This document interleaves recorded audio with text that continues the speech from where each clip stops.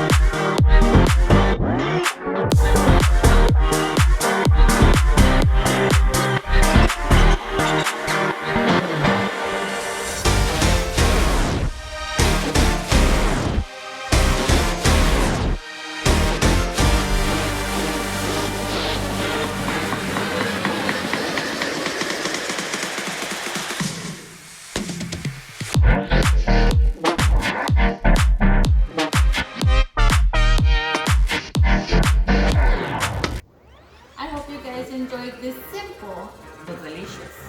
chicken pepper fajita I like to make for my family for dinner. So I hope you guys Like, share, and subscribe to Dynamic Food. Thank you guys for watching.